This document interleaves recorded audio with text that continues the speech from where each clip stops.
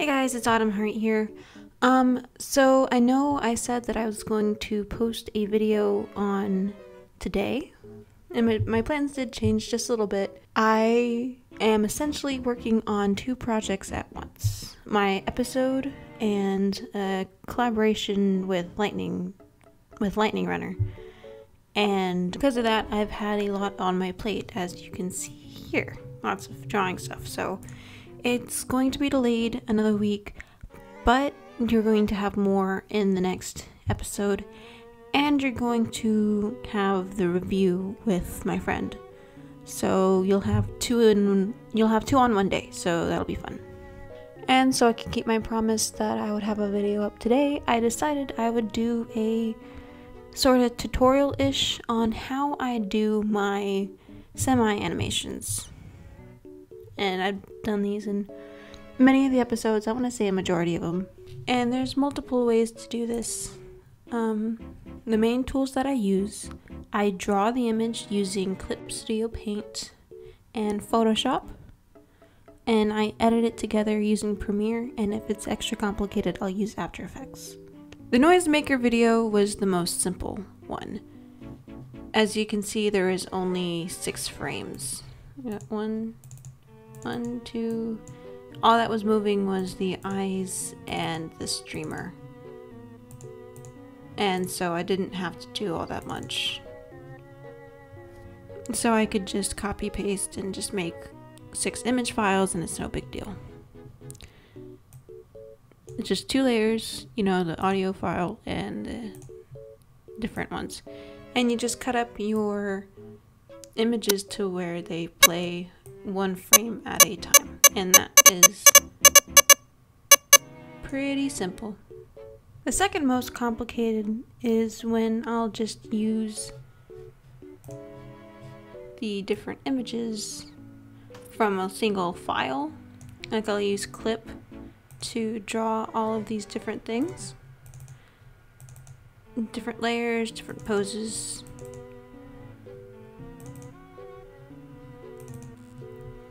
And then I will put them together right here and layer them on top of each other. I need that if I'll do that if I need them to move around like this, like right here with motion tweens, and if it's more complicated like this. And if it's just simple motion, Premiere will do just fine. Also keep in mind, it is actually the drawing that takes the most time. Editing, like for this project, for example, it took me about 6 hours to draw everything. And it took maybe 5 minutes to edit it. So if the editing is what's being intimidating, then don't worry too much about it. It's very simple. Now, the most complicated thing, and what's taking me an extra week to do, is the ones that include After Effects. When I do these, I start in Clip Studio Paint because I prefer Clip because I like the line work. It's got a stabilizer that Photoshop doesn't have, so I use it for my line work. And I'll often bring it into Photoshop so I can color it. And I have all my different folders with all the different layers doing everything it needs to do. I usually keep these layered, sorted by the different scenes and the different poses that's going on. When you are done, and this is only if you decide to use Clip or any other drawing program that's not Photoshop, because it needs to be a PSD file when we're all done. So you basically would go to Save As, and you go down to Photoshop.document. And also, by the way, when you're drawing your image, make sure that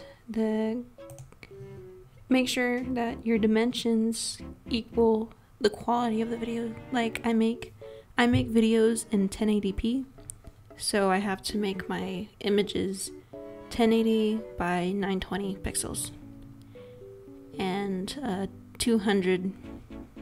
And make your resolution 200 is my recommendation when you make images in general that you plan to have on web pages. I recommend it to be 300 if you plan on printing them out. But 200 is good for now. Open up your PSC. And if you see here, first things first, if you have any clipping masks for shading, you want to merge them down. I recommend doing this in the Photoshop file and not the original file, just in case you need to change something. So if you can see here in the layers, I have isolated each image and left them on a layer. Now for something more simple like this, it's okay for me to just get rid of all the folders and just make them like this, as long as you name them, because that's really important so you don't lose track of what you're doing. And it's also important to know what you're doing and be able to keep track of what you are doing. You can keep folders, but you have to do things a little differently in After Effects when you get to it.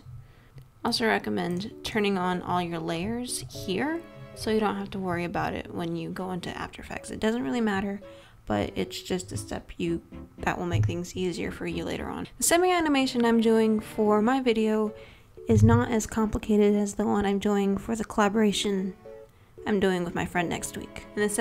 In the first semi-animation, you saw there were only 3 scenes. However, in this one, there are like 7. So I find it easier to separate them into different files, but that's just for me. You can do whatever. You can keep them all in one file if you like, but for me, that is just what I... So this is the first scene. This is just a sketch, and I plan on drawing them in later, of course. But for purposes of this, I'm going to go ahead and go through the steps of how I do this. So you want to go save as, Photoshop document, save, edit, save. You can go ahead and X it out. Photoshop. We've got all the different folders. I don't have to worry about merging anything because it's just a sketch. There's not going to be any clipping layers. So I've got all that. I'm going to go ahead and turn on all my layers. I'm going to keep all the folders because I want to show you the difference between using your folders and not using your folders. So I save it. And X that out. Then what you want to do, you want to open both Premiere and After Effects. You can go ahead and open up After Effects first. You'll click New Project, and then Composition, New Composition. I'm going to go ahead and just call this, or whatever you want to call it. Okay, now this is the important part. You want to have your preset. This is the preset that I use. It is 1080p, just like the file size, and I use 30 frames per second. For something like this that isn't fluent animation, you don't need like a super high frame rate. And this is just the one that I stick with for my videos. So you've got all that good go. The duration, make sure you know how long you want this to be, because that's why you want to know how long your audio is. So just make sure your duration is the same as that audio. For the sake of it, I'm just going to say 30 seconds. Click OK. And then it shows up right there. And now what you do, you go back to your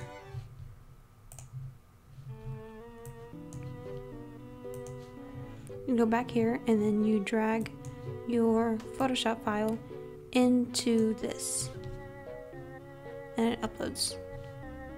And now this is important, it's probably going to default to footage. You do not want this. You want it to go to Composition, Retain Layer Size.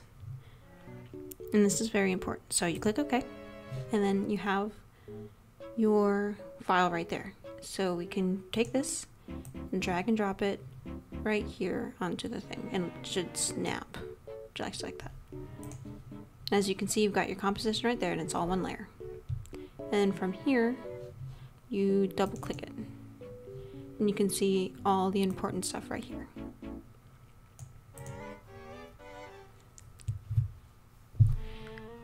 If it is a single layer and not a folder, it will appear with this little icon. But if it's a folder, it'll remain a composition, and you can always double click them and you can turn on and off your layers and all that.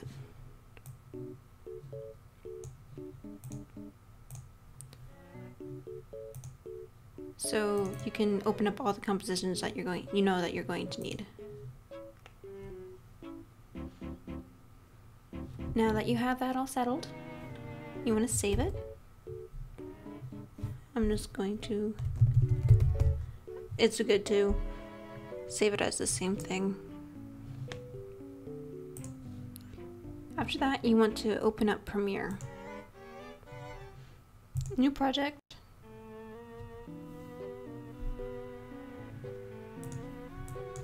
Name it whatever you're going to name it.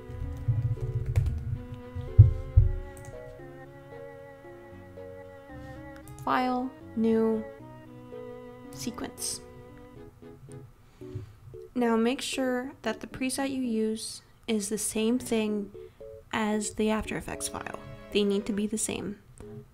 And I've got my 1080p 30 frames per second, and the sequence name is what the final video is going to be called, so I tried to name everything the same thing. And there you got your timeline. Now you go to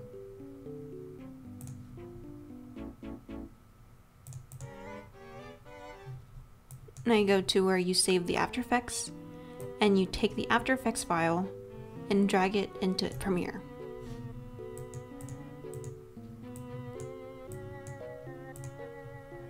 And then when this comes up, you click only the composition. You don't need anything else, you just need this one.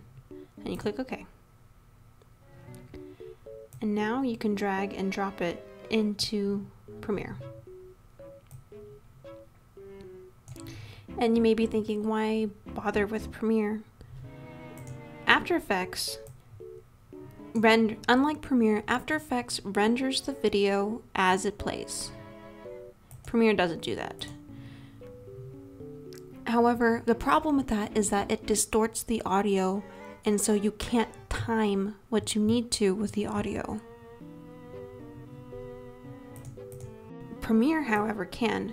Whenever you make a change in After Effects, so let's say I go here and I make everything invisible right here. Let's make let's make only this thing happen. So if that changes here, open up Premiere, it changes. It changes in real time. So anything you do to the After Effects file, happens to the Premiere file, and that makes things very, very easy.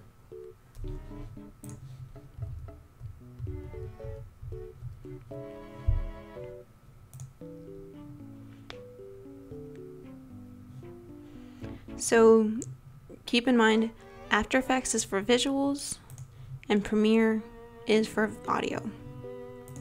So we can go ahead and get started with the audio. First things first, you want to take this.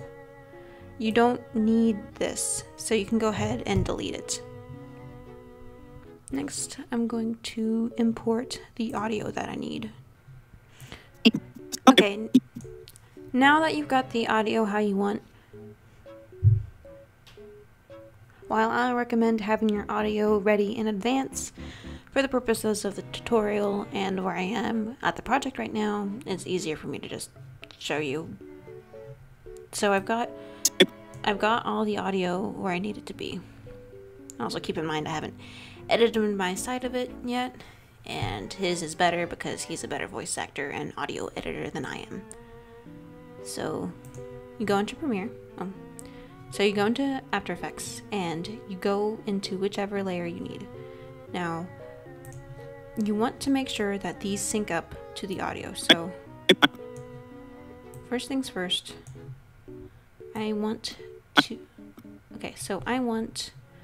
a certain pose at this time. I take this, copy, and paste. Now I go into this. So I know that I want this one to be showing. So what I do, I take these and I shrink them down out of the way so they aren't seen.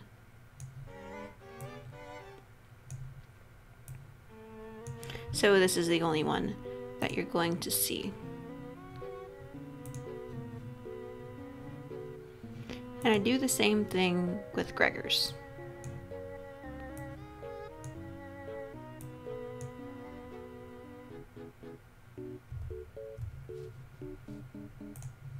And you'll see in here, I'm telling you, we're lost.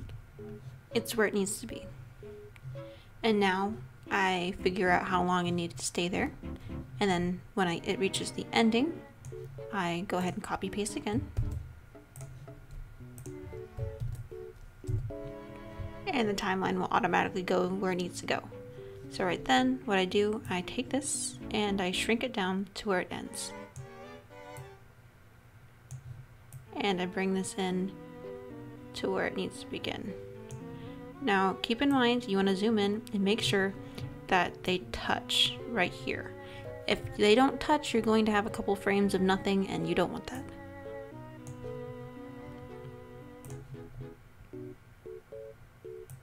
And you can see that change here in Premiere. So keeping the timeline there. And Autumn's not going to change yet, so going back to Premiere, I find where she starts to talk. Right there, so.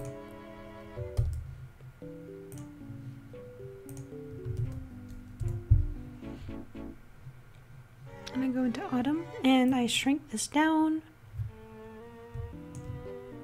And I bring this over. And for simplicity's sake, I make sure that the layers are in the order of appearance.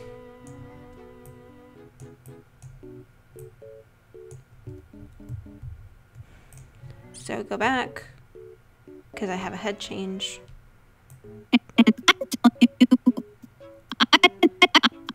Because at this sentence, I want it to change, so I go here, copy, paste. I tell this one to end, and I tell this one to begin.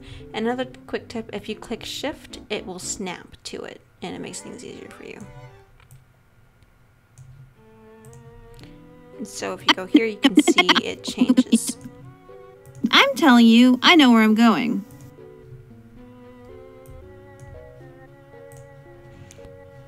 So I want to see where it ends. It ends right here. Copy, paste.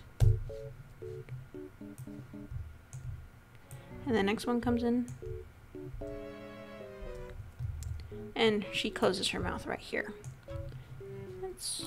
And you can see that right there. And this one is going to start right here. So copy, paste. That one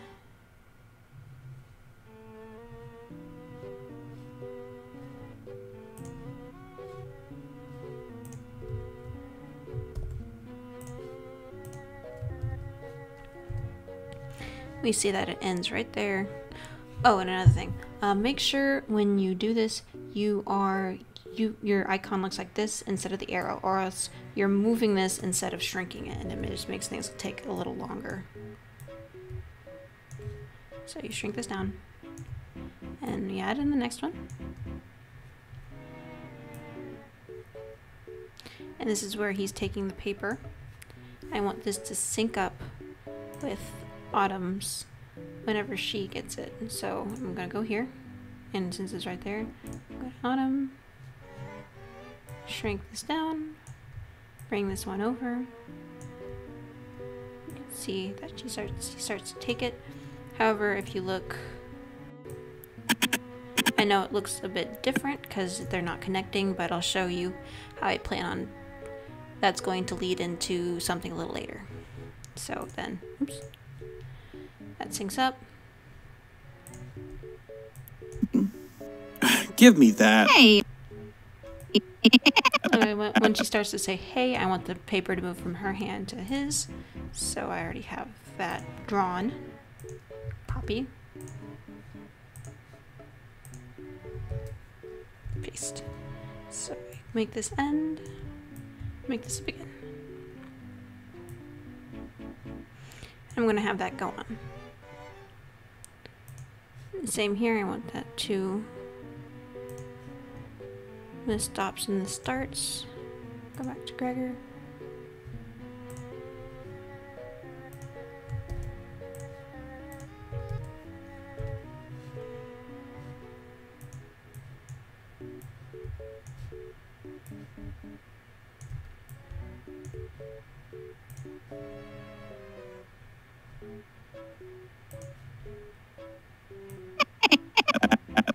Here we go, and then we have that move. So this is what you want. Oh, and you see I've got a couple layers, a couple frames of missing Autumn. That's because this one did not go over all the way. See where it's missing? Easy fix. So you can see right here, this is what it turns to. I'm telling you, we're lost. And I'm telling you, I know where I'm going. Give me that. Hey! That's where we are right now. And you can scrub just to make sure that your audio is correct. And then, now that we have that done, I mean that looks fine and good, but we want to add just a little bit more movement. That is why we have these in their own layers, in their own subfolders. So we can go ahead, we don't need these anymore, so we can close them out. And now that we have this, we can add movement to the whole thing. So let's just, this is when we go into the transform. And we're going to be messing with the position. And I want them to bob up and down as if they're walking. So we add a keyframe there. And I kind of go for an up, oops, second one's up. I'm gonna go for an up, slow up, and then a few frames later, it goes back down. Kind of a slow up, quick down.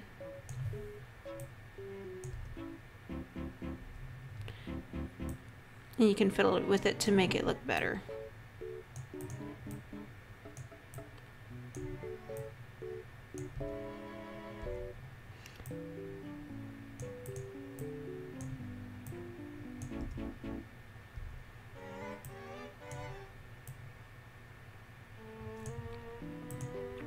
It'll make things easier if you copy and paste because it needs to start and stop at the same spot.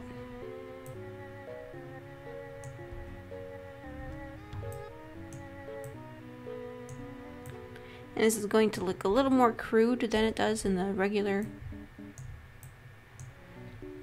and it will in the final product. That's because I'm kind of going quickly. So you want to copy. But you can just copy paste these two, and you want to have them in even intervals.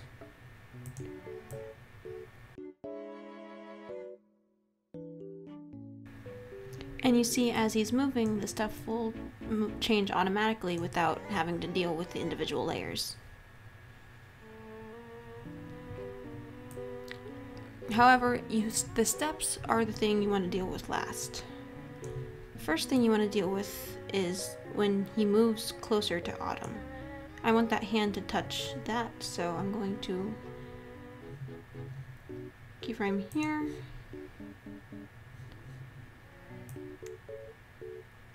Then keyframe here, because that's when he's going to start to move in. And here I want him to slide over and be right here. So he'll be right there. However, when you get to here, you can't just copy paste because it's going to jump around. So what you want to do, you want to down, and when it goes back up,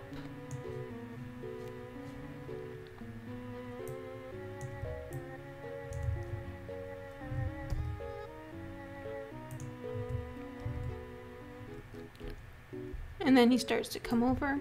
So wherever the position is here, you want to keep that here, but you want to go to the up and copy the up position right here. So we go over here and copy that here.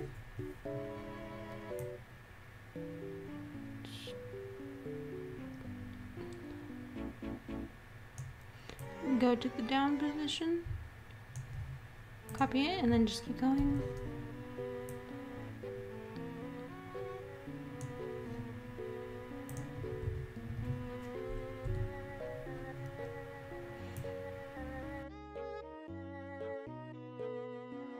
And it looks kind of uneven, but when you do this for the real thing, you want to make sure that it's evenly spaced. And I'm telling you, I know where I'm going. Give me that. Hey! And for the sake of this, let's just say he stops there. So then after that, then you want to do the same thing with Autumn, except since she's not moving anywhere on the screen, it's not as hard.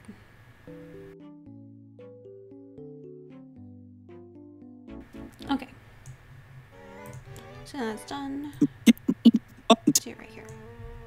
I'm telling you, we're lost. And I'm telling you, I know where I'm going. Give me that. Hey!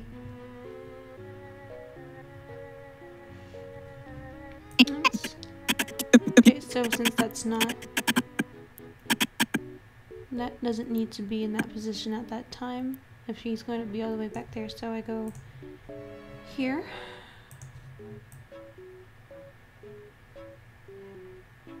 I can go ahead and fix that rope. Give me that. Hey! Something like that. There you go. And then lastly, now that that's all good, you've got all your moving, you want to make it look like they're actually walking. So if you see here, I was planning on having this background, not that, this background loop. But for the purposes of this, let's just pretend that this is its own background, and we're going to have this kind of stretch out. So if you have a looping background, you want it to be the side. Let's say for example, they're walking 3 screen lengths. It needs to be 920, which is the width, times 3. So you don't stretch and pose it, but for this it doesn't matter. So we want to start here.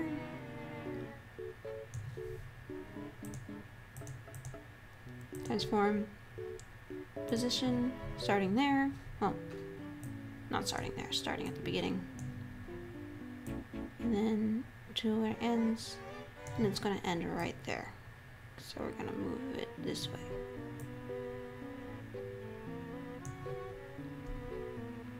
Oh, that's silly me, it's going the opposite direction.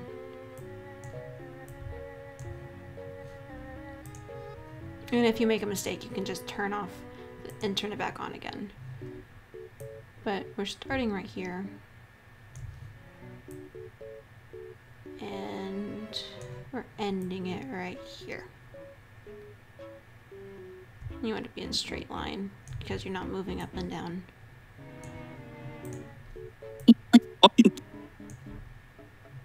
I'm telling you, we're lost.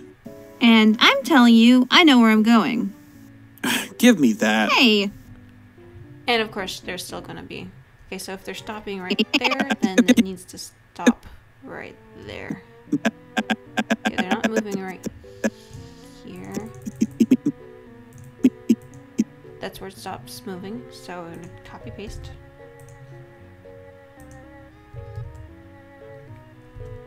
And tell it to stop moving right here. Or better yet, put that and then delete this one because I don't want to make it go any faster. Then just delete. And so our final product is going to look like this. I'm telling you, we're lost. And I'm telling you, I know where I'm going. Give me that. Hey! And there you go. That is how I do my stuff. Now, I was telling you about if you don't use folders, I strongly recommend you do. But if you do use folders, like I said, the mistake I made is that I would make these shorter. And when you make these shorter, the ones inside it aren't shorter.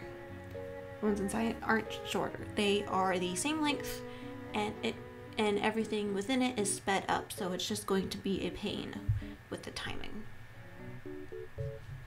And I can open the file that I'm working on right now to show you. So on the Premiere, so this is the file that I'm working on for the new video, and my computer's going crazy because, oh, also, you need a pretty beefy computer to be able to run After Effects and Premiere at the same time. They are very intensive programs, and it is important to be able to have your computer be able to run them. Also, for the record, this is how far I've gotten in the video, and this is how much I have to go. So these take a long time. So on the audio side of things, I usually do the audio editing and for timing in here, and I've got additional sound effects. Yes. And other things. I also have a few video effects, so I'll show you. Like, okay, so right here, there's a zoom in.